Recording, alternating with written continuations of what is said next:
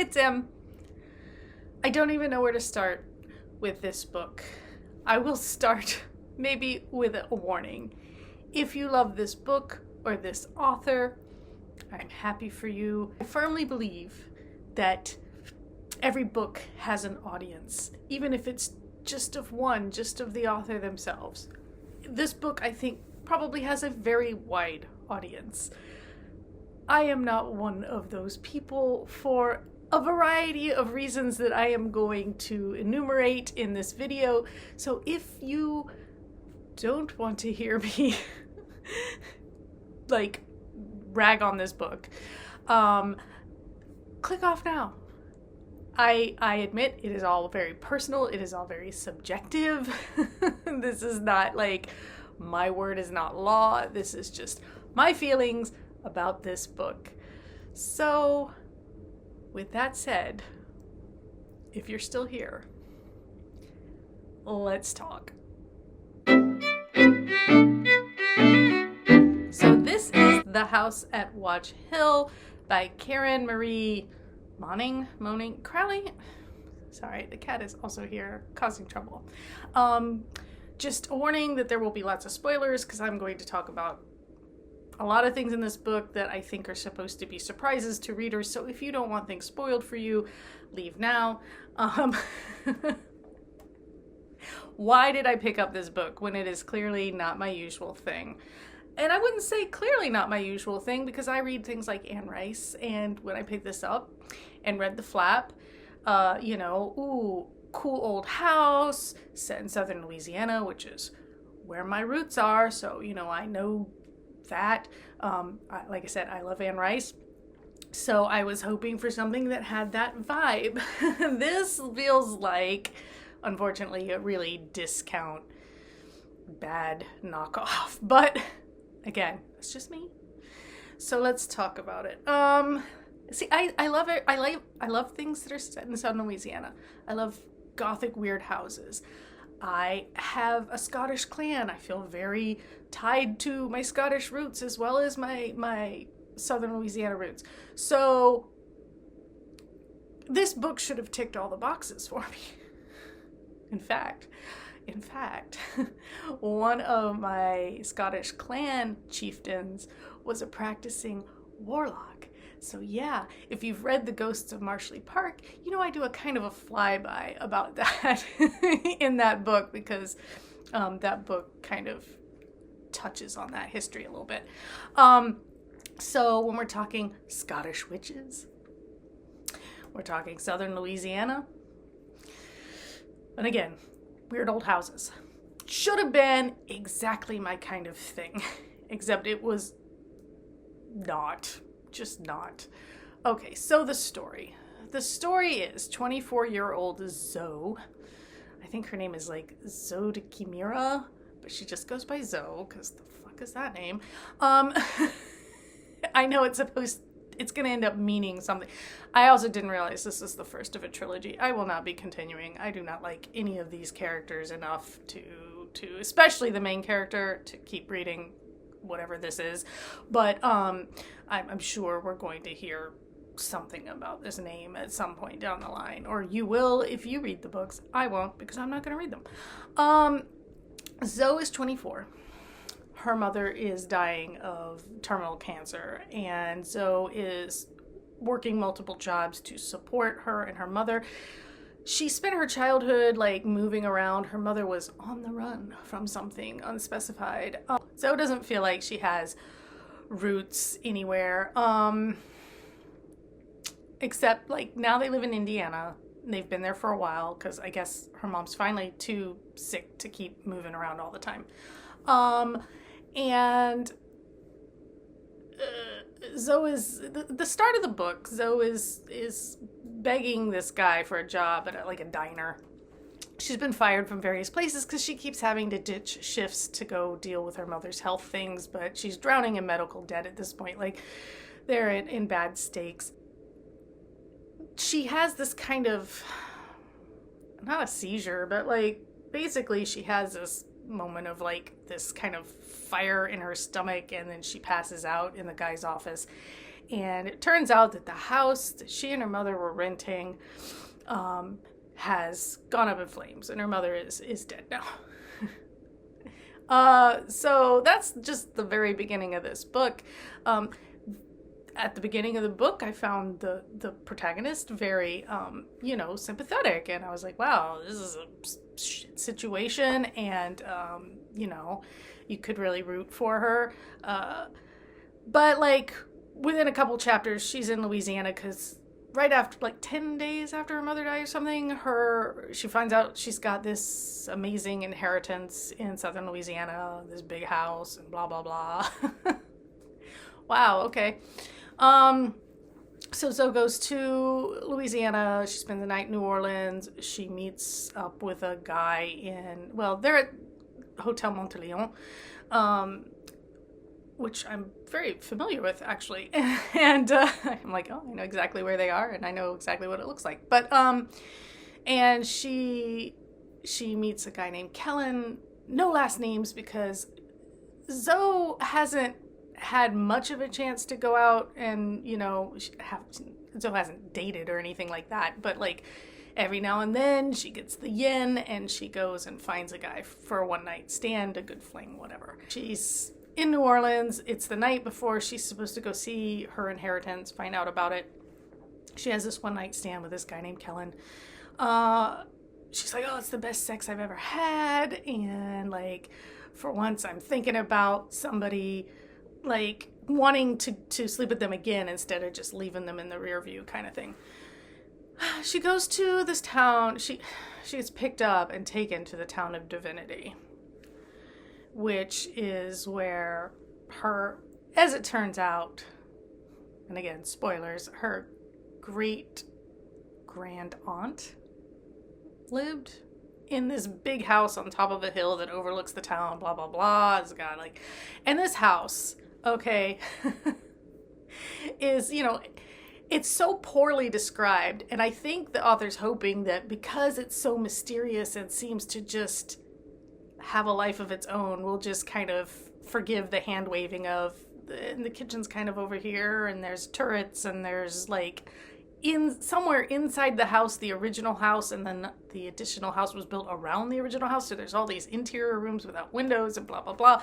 And I'm just like, somehow all of this description makes the house sound terrible, not cool, not interesting. And it just makes me think that the author even just wanted certain elements but didn't want to sit down and think about how a house was arranged. They were just like, I want it to have a conservatory, so I'm just going to say, oh yeah, there's a conservatory. And I want it to have a really cool kitchen, so I'm just going to say, yeah, there's a really cool kitchen. And I'm not going to really worry about how this house is actually organized because I don't want to do that amount of mental work. I just want it to be a really cool house. Like that is the vibe. Like I'm like, okay, so you just didn't want to do the actual planning of the space. Cool. Okay. And yeah, like Zoe enters the house. The first time she enters it, she has like this kind of fainting spell almost, or she's like, she feels the force of the house, as it were. And also there's this groundskeeper who hangs around named Devlin Blackstone. Wow, what a subtle name, right? Okay, anyway.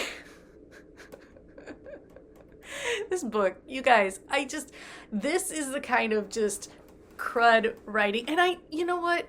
I know that there are people who love this kind of thing. They're like, yeah, give me the cheesy names, give me the cheesy, like, sex scenes or whatever. It's not for me. It's not for me. I just want a little more sophistication. And, like, I don't know, she gets taken to a club in town called The Shadows. Devlin takes her to the club, and this club is, again, like, described in just the most bizarre ways. There are fucking torches in the candelabra, and I'm like, okay, but is there a vent then? Because torches create a lot of smoke. Does she mean literal torches? Because I feel like she means literal torches, but it doesn't sound like this space is designed to vent literal torches from a room. I don't know. Anyway, And then there's another club in town called the Gossamer, and later Zoe goes to that. And it's a different, the shadows and the Gossamer. And at first I honestly thought maybe this is like a town, like a neutral zone for heaven and hell, which would have been honestly kind of cool. I'm sure somebody's done that in a book somewhere, but I was like, oh, that would have actually been kind of cool. There's like angels and demons, or angels and fallen angels, or whatever. And this town is like neutral territory, right? That would have been cool, but this is not that, because yeah. And it turns out that, okay, Zoe is a witch, and she's the heiress to not only this huge fortune, and by the way, she owns the shadows and the Gossamer and a bunch of other stuff in town. And she is a powerful witch, but she hasn't been pledged yet, so she could go either dark or light. And then there's like there's a gray coven or gray family of witches that are even more powerful than the dark and light witches. I don't know. It was a whole thing, and I didn't care because it was dumb.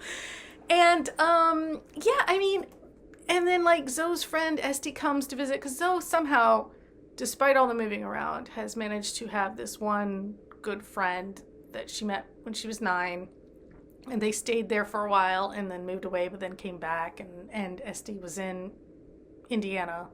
And it turns out Esty and her mom are a witch family too, and they wanted to tell Zoe the whole time, but Zoe's mother forbid it, and Zoe's mother's really powerful, and Zoe's mother was suppressing Zoe's magic the whole time. Or because if Zoe doesn't get, like, if before the age of 25, if Zoe doesn't come into her magic, or if Zoe gets pregnant before the age of 25, she loses it. Well, she'll be 25 in November, and this is set in April, right? So, it's getting close. But now her magic is awakened, and she doesn't know how to control it, and it's very, like, I don't know, almost teenagery, except she's 24, I guess.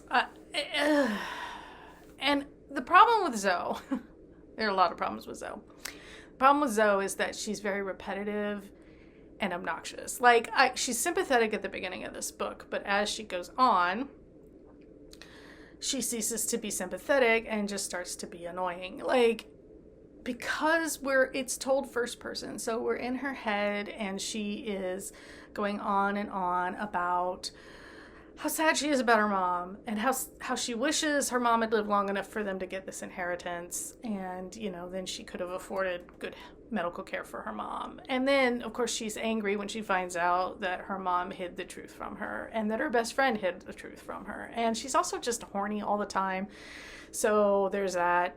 Like, and it's just on a loop. And like, I got to the point where I was skimming pages and pages of just Zoe's internal monologue, because I was like, yeah, we get it. Like, we don't need you to. But I think, again, the author felt like she needed to explain things so Zoe would be sympathetic and likable. And no, it actually made it worse. Like, I'm like, she would have been more likable if she'd shut up, honestly. And like, it was like, oh, but you have to understand where she's coming from. And I'm just like, yeah, but I don't. Like, the more you tell me where she's coming from, the less I like her, because she's actually not that great. And she's constantly pissy and just, irritable. And you're like, oh, well, you're supposed to, like, understand that she's grieving and she's overwhelmed, and now she suddenly has powers and all this stuff. And I'm just like, nah. Like, I don't know. Maybe I was a more level-headed 24-year-old than this person. I think kids these days they don't mature as quickly, maybe. I don't know. Shall we go over some of my notes while I was reading? Because I did do the Goodreads notes. I'll put them up here again for you, like I did. What book did I do that for? Whatever the last book was that I was like, this is so stupid. Okay, so it started out with, I feel some nitpicking coming on. Like, that was only at like 11% of the book. Because I feel like, I don't remember what I was feeling nitpicky about, but I'm sure it was something to do with Southern Louisiana, where I was like, no, that's not quite right. Probably when they were talking about like hills and stuff, because they had a hill or they built a hill. I don't know. Southern Louisiana's pretty flat. It's a river plains area. So, starting to feel like discount Anne Rice / Mayfair Witches / Lasher shit. Yeah, and it did. It did feel like that. It felt like, because this also has vampires, but like 2 different kinds. There's cold ones, which are what you normally think of as like the undead vampires. And then there are warm vampires, which are witches that have made themselves immortal by drinking the blood of other more powerful witches or something. I don't know. Of course, Devlin is a warm vampire. And then this is written like A bad CW show, and also B, like the author thinks she's being clever while simultaneously insulting the reader's intelligence. Yeah, I felt like this author. And okay, I have never read anything by Karen Marie Moning, whatever. I had heard the name though, because I remember I had a fellow author friend, who really liked, I guess, the Fever series of books. And I guess this author has also written some kind of Highlander series of books, but like, also if I read Cream and Smoke Pavers one more time. Okay, yeah. Every time, like, there was over and over this particular description, cream and smoke pavers that are like out by the pool and out on the patio or whatever. And I was just like, any other way to describe that? Like, you're going to use the same exact description every single time. Like, we get it. You said it once. We know. I don't know. Again, the repetition. I was like, this needed an editor? Yeah. Oh. That's another thing. So this is told in past tense. This is something I've noticed in a lot of books lately, so I think it might just be a shift in the way people are writing, but I'm an old, cranky person, so I'm going to harp on it as an editor. It's written in past tense, but we're in, like, Zoe's head, and she's speaking in past tense, and sometimes even talking about later I would realize. So like she's speaking from definitely a future in which a lot of things have happened between the stuff being described and wherever she is when she's telling this story. Cool. Past tense. But still using words like now, tomorrow, yesterday. Those are present tense words, guys. Okay, if you're writing a book in past tense, okay, listen carefully, children. If you're writing a book in past tense, you can use now, tomorrow, yesterday when somebody's talking, because they might be referencing. But in your prose, in your non-dialogue, those things don't exist. Those are present tense markers. You say the day before, the day prior, the day after, the next day. You don't say now. There is no now. It's past. The now that you're in is wherever you are when you're telling the story. So the jumping around of the tenses for this in this book, really, really obnoxious. Really, really poorly done. So when I talk about needing an editor, yeah, it needed an editor, and it needed somebody who knew how to put things in past tense correctly. Of course she's a size 4, all that processed unhealthy food, but still skinny as a post. This book. Okay, yeah, because of course, like the lawyer who's handling the transfer of the estate, his wife Lennox, which I'm sorry, but there is no 60, 70-year-old lady in southern Louisiana named Lennox, okay? Well, I mean, go find me one, sure, prove me wrong. But yeah, that's not a name that, I mean, I would believe a 20-year-old in Louisiana has probably got that name, but that's not a name that was, no. Mm-mm. So Lennox, though, she has bought Zoe a bunch of clothes to, suit her new lifestyle and her new status. And she's like, well, I bought you size 4, but also some in size 6 because, all that good home cooking, because Lennox also stocked the fridge with a bunch of like homemade meals for Zoe to heat up and eat. You might need a size up. And I'm like, okay, first of all, if you're going to be eating grits and shrimp and gumbo and jambalaya and, biscuits and gravy and whatever else, you're going to need more than a 6, sweetheart. I would say in Louisiana, the way we eat, a 10 or 12 is skinny. 14, 16 is about average, and then it goes up for there. That's pretty normal for us. But of course, everybody in this book is gorgeous and thin and blah blah blah blah blah. We don't suffer a wide variety of body types in these books, do we? Okay, so anyway, and then wait.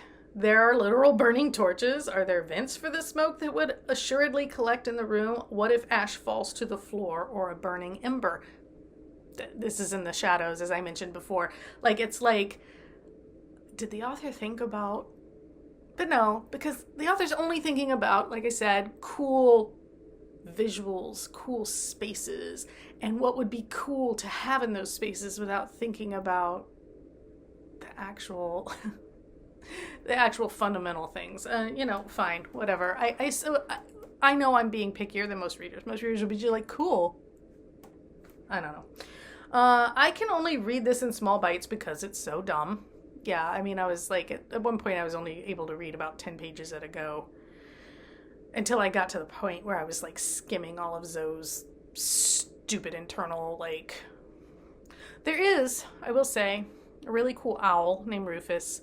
I think, so there are some chapters by a character named Alasdair, and they're in italics, and it's like, oh, she sees me, but she doesn't see me, and she really needs to run away, and and I'm wondering if Alasdair is actually the owl, but I don't know. I don't care enough to read another book to find out. So if you read the sequels, come back here and tell me. Tell me if Rufus is actually Alasdair. I don't know. Or maybe he's the stag. There was a stag at one point, too. Anyway, there's also a midnight garden, which sounds actually really cool. This was a space in the book that I thought sounded kind of cool. But I also just felt like, did the author just really like Midnight in the Garden of Good and Evil and want to, poach something like that? And there's, a cemetery, and she doesn't even go to see. I'm like, that would have been the first place I went. I want to go see the cemetery, but that's me. I like cemeteries. Southern Louisiana, we got them everywhere. Yeah, they're fun to wander around in. So her mom told her psychic gifts weren't real, but old souls and reincarnation were. Make it make sense. This is true. Zoe's like, oh, my mom used to say, she always used to deter me from talking about, I thought I saw a ghost one time, and my mom was like, it's my imagination and all this stuff. But then at one point she talks about how her mom used to say this thing about old souls and reincarnation or whatever, and I'm like, I mean, I know you don't have to believe all woo-woo things. You can believe some woo-woo things and not others. So sure, I guess, but it just still feels like if her mom was like, I don't want you having any part of this witch heritage, you wouldn't be talking about old souls and reincarnation any more than you talk about anything else, right? I don't know. Has this woman ever seen an oak tree?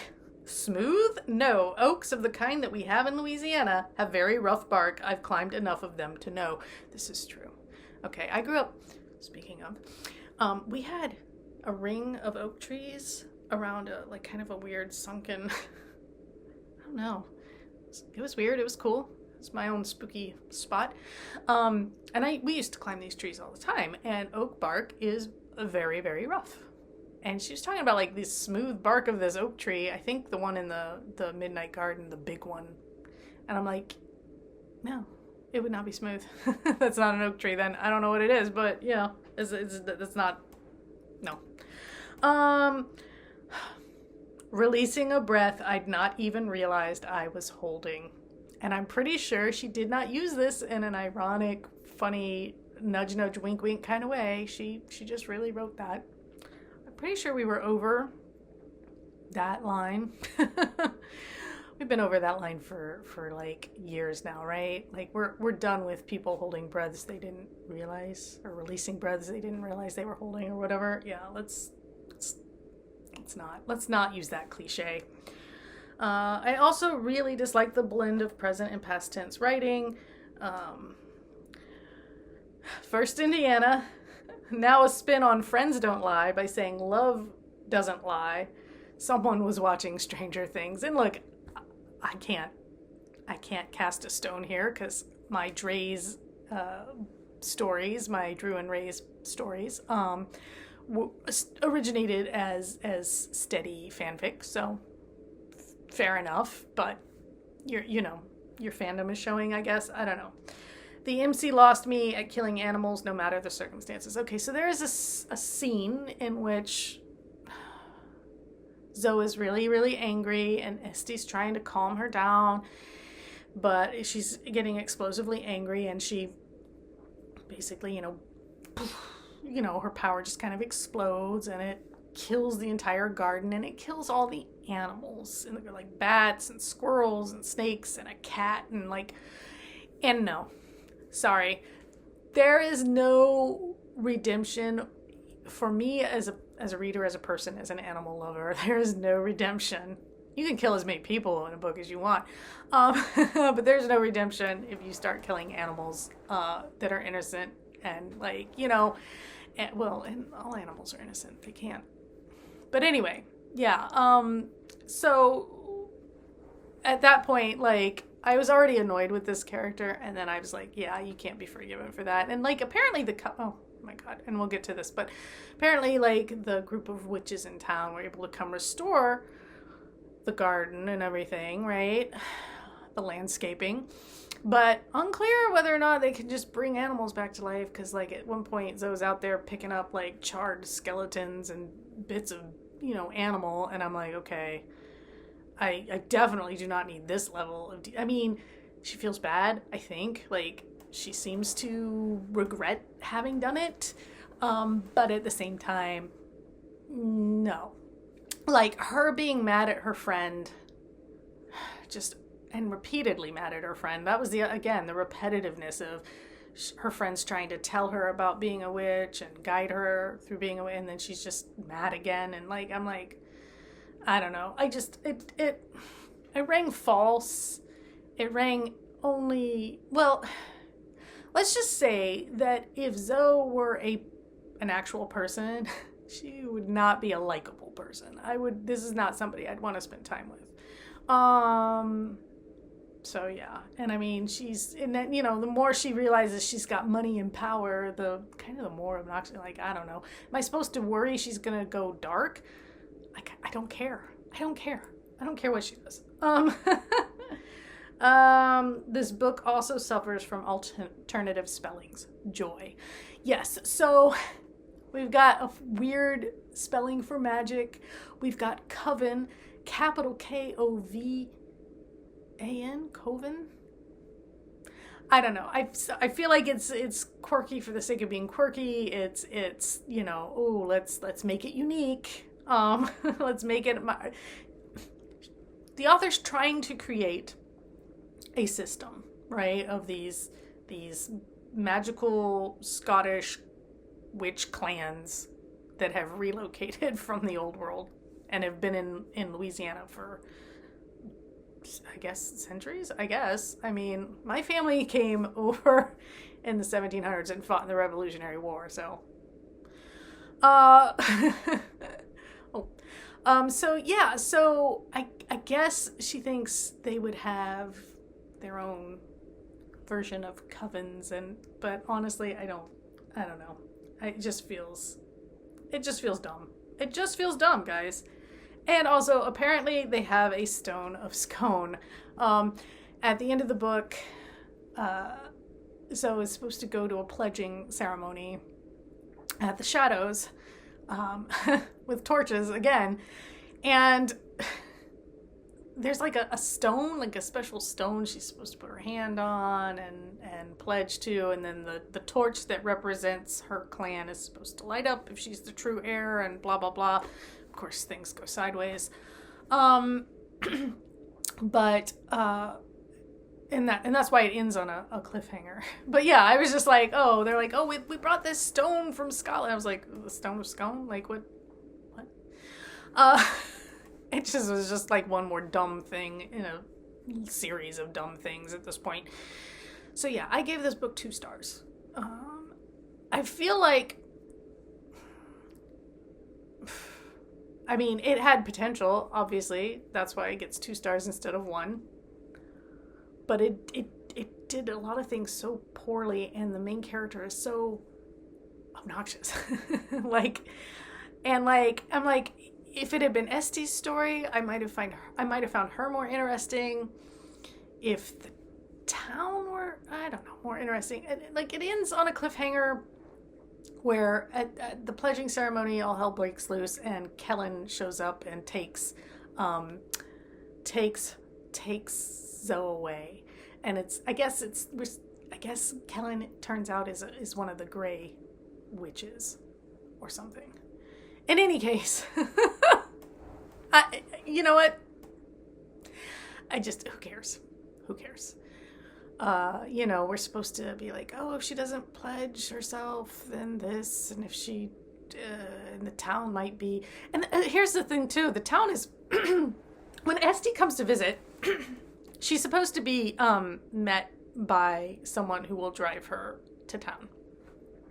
But instead, she rents a car and tries to find the town herself, and she can't. She's like, the GPS keeps sending me in circles. I couldn't find it. I had to use your driver after all, or whatever. Now, the town is not mostly witches, even though everyone pretty much that Zoe interacts with is some kind of witch or vampire or whatever. They explain that they've brought in families to make the town normal.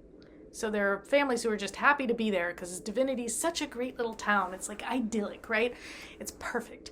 I'm like, but like, how do they find the town? Like, do they not have family members, friends who visit from far away? Can they find the town? Like, is it only hidden from other witches? Like, how does this cloaking mechanism work? It's just so, I guess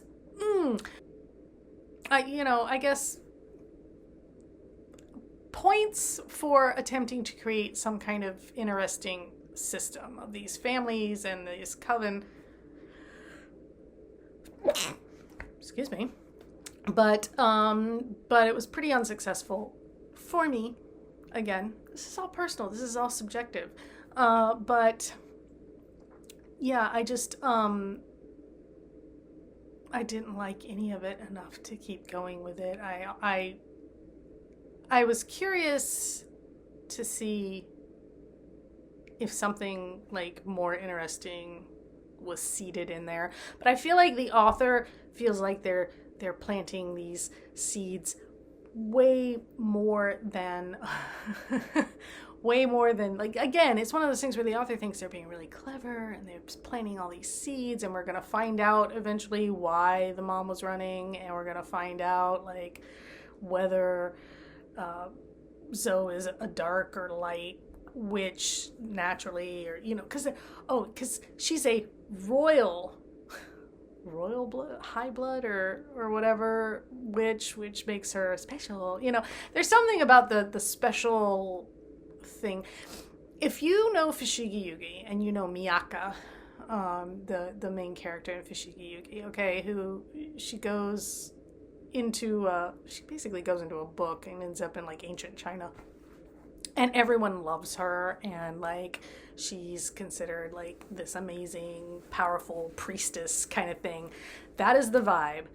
The special like girly magical girl vibes, right? Like that is the vibe, except I'm supposed to like believe it about this 24-year-old instead of like this teenager. And Miyaka's really obnoxious too. So it's a character type that I don't enjoy. I enjoy everything like around it, but because I'm stuck with this main character, it's less good. And yeah. I don't know. I've rambled for like over half an hour about this, so I'm going to leave it there. If you've read it, let me know your thoughts. If you love this book, if you love this author, cool. Wasn't for me. I don't think this author is very good at this, or or their editor really let them down, maybe. But yeah, that's it from me. I probably could just keep going and remembering stuff and thinking, like, yeah.